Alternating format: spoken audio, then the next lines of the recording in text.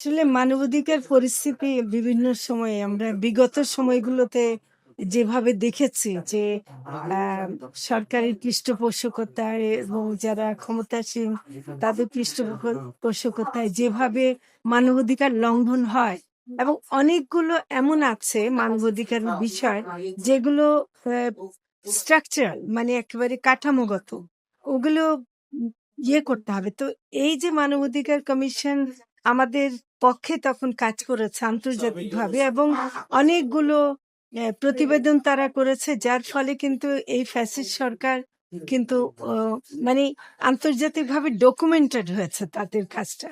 এখন আগামীতেও এটা তারা যখন অফিস করতে চাচ্ছে এর মানে এই না যে এখন আমাদের মানবাধিকার অবস্থা খারাপ বলে আসতে চাচ্ছে তা না।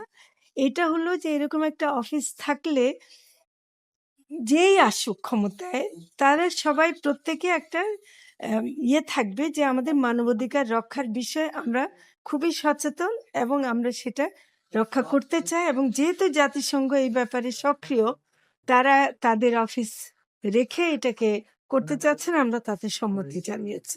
এটাই না, আমরা তো প্রত্যেক সময় চাই শান্তিপূর্ণভাবে সবকিছু হ্যান্ডেল করতে। তো সেটা হলো যে এবং আমাদের এই সরকারের একটা যে আচরণ সেটা হলো যে আমরা অহেতুক কোনো কাউকে আমরা মানে লেথাল ওয়েপন ইউজ করা বা কোনো কঠিনভাবে মানে দমন করতে চাই না।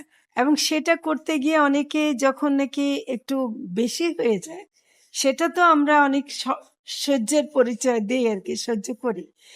আমরা মনে করি যে এটা সামাজিক ব্যাপার, মব সৃষ্টির ব্যাপারটাকে সামাজিকভাবেই আপনারা মিডিয়া কিন্তু অনেক ভালো ভূমিকা রাখতে পারেন।